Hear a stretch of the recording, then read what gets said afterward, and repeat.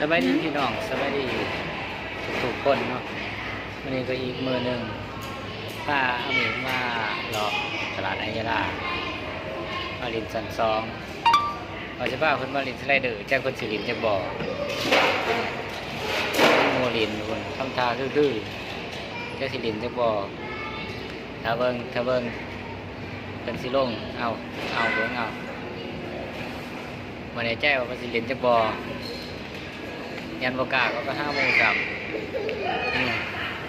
ยางก่อนวอร์มก่อนว่าจะเป็นยังไงนี่อาจคิดไปเรื่อยๆอาจสิเงาแน่เอาสิไปทางไหนไปบ่ถือแหละ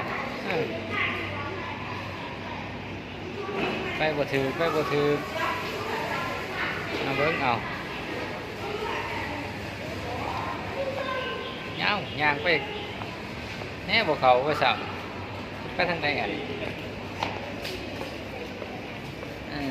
มือนี้อีกมือนึงพี่น้องนี่พาคนมาใช่ปวดเต้นดองเบิ่งเพิ่นสิเขาไปอยู่บ่มื้อนี้ก็มีเล็กหน่อยมาลายเติมมื้อนี้เนาะถ้าเพิ่นเขาไปก็น่าสิมีหมู่ลินอยู่มื้อนี้แต่บ่แน่ใจว่าสิได้เขาหรือบ่เอาแล่นไปแล้วเอาเขาบ่ได้ฝุ่นเขานั่งกระจุกออกมาคืนเอาไปใส่บัตรสิเลยพี่น้องกากกลัวดื้อคักฝุ่นโอ้ซอฟเอาไปทางใดบัตรยางไปใส่เดเอายื่นนี่ตัดขาบมาคือเลยพี่น้องนี่เขาลินแล้วเด้อพี่น้องเด้อมีมือน้ำเขาลินกระตางมูดอกแลนท่านจะแตดหนึ่ง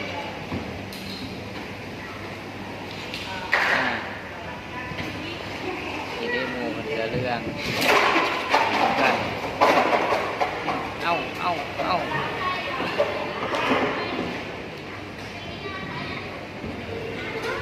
มีมูลายมือนี่เล็กหน่อยลายข้าวมะลิเกือบกระบทอดเป็นไปเลย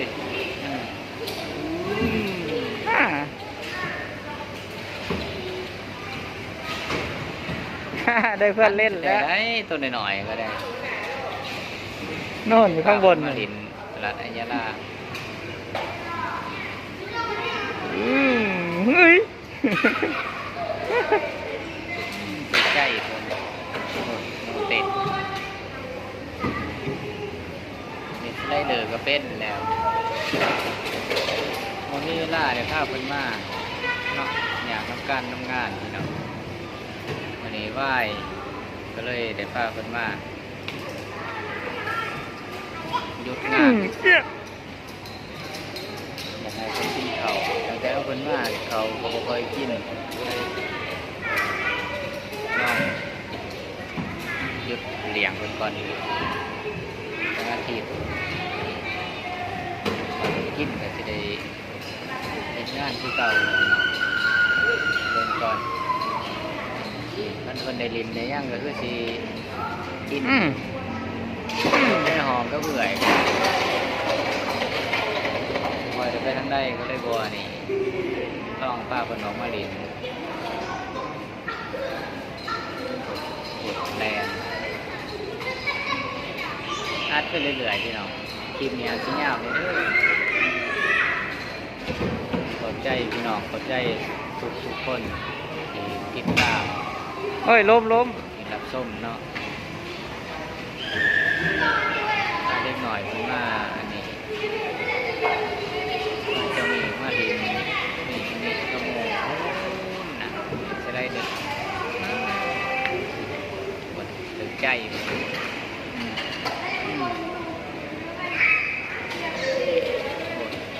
ทันแท้ๆ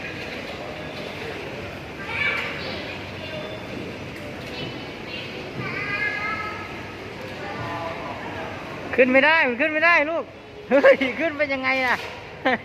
เดี๋ยวมันไหลลงมาทับกันเฮ้ยขึ้นได้เฮ้ย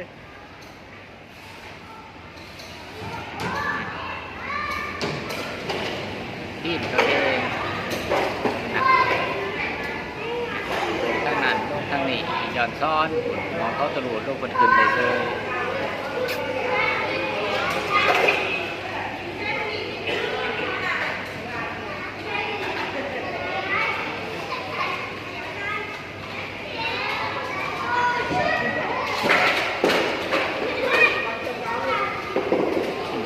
เป็นต้นติดดองเด็กก็ต้องก้นมาบนแหละ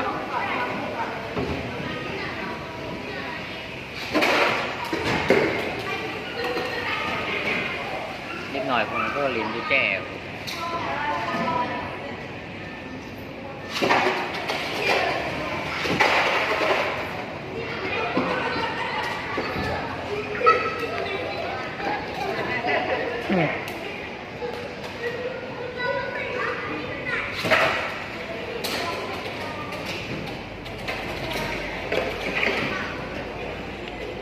นั่นแหละจะไหลลงมาทับกันน่ะ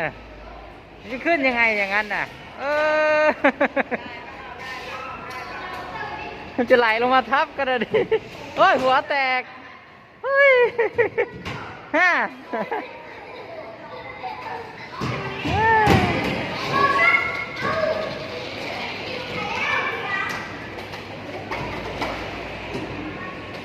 ถึงกับตาภาษาเด็กนี่เนาะเนาะนั่นสิโค้งก็แหละคืออะไรทุกคนป้าเพิ่นมาหลินก็ได้เพิ่นบ่ได้เล็กน้อยคนเด็กคนเขาหลินก็เป็นจุ่มอยู่เล็กน้อยก็ได้มื้อนี้เล็กน้อยหลายมื้อนี้มันก็หลินกัน2คนก็ได้เด้อของหมู่เพิ่น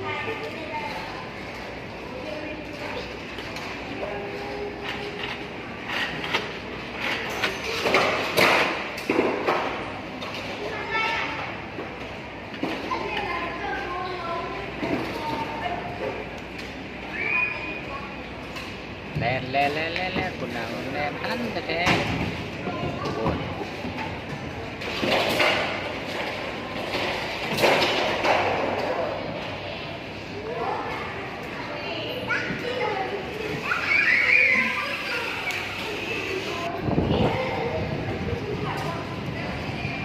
น่ะพี่เขาไปแล้วนู่นแต่ละมือก็แบบนี้แหละพี่น้องเบา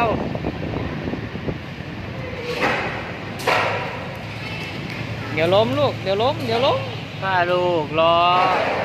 พาลูกลินขอบใจทุกคนเด้อขอบใจทุกคนเนาะพี่เขาวิ่งแล้วนะขอบใจทุกคนเขามาส่งเนาะ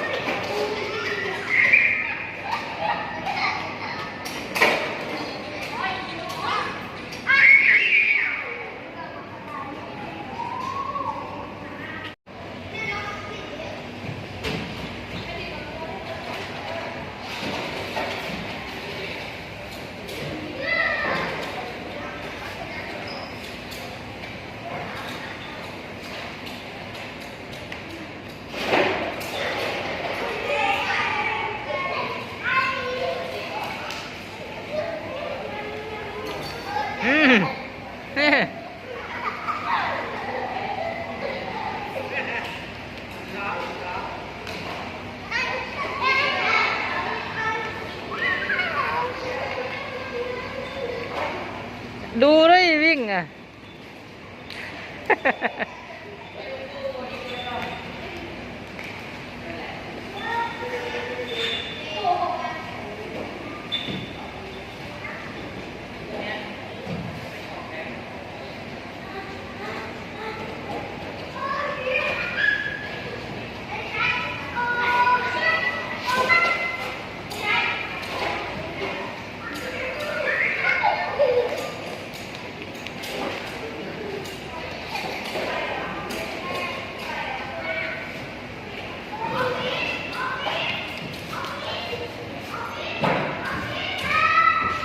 นพี่เขาอยู่นู่นพี่เขาอยู่บนนู่นลูก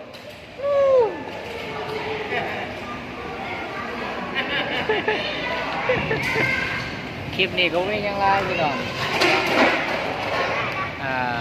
ตัดสินานแน่พี่น้องคลิปเขาถ่ายไปเรื่อยๆเนาะ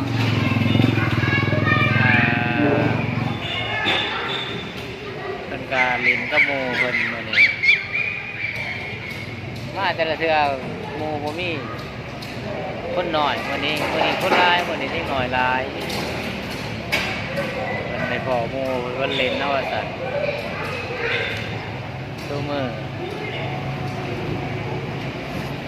บ่ได้มาเนาะอยู่แถวบ้านนู่นพี่อยู่บนนู่นน่ะมื้อนี้พาเพิ่นออกมาทางนี้เลยได้ขอโมเอ้าล่มแค่จังซี่แหละเมื่อยแล้วเด็กก็โมเพิ่นจังซี่แหละพี่น้องเนาะขอบใจพี่น้องขอบใจทุกคนที่ติดตามและเป็นกำลังใจมาโดยตลอดเนาะขอบใจสู้ทุกคนกันแล้วกันอ้าวหลุดแล้วนะร้ายเราพี่น้องเนาะจะทำนี่ฝากพี่น้องกดไลค์กดแชร์กดติดตามด้วยเด้อจีบลงไปเรื่อยๆพี่น้องเนาะตายเรื่อยเปื่อยไปสิบ่มีสลาเพราะบันไดเนาะพี่น้องเนาะตายชีวิตประจำวันตายไปเรื่อยๆ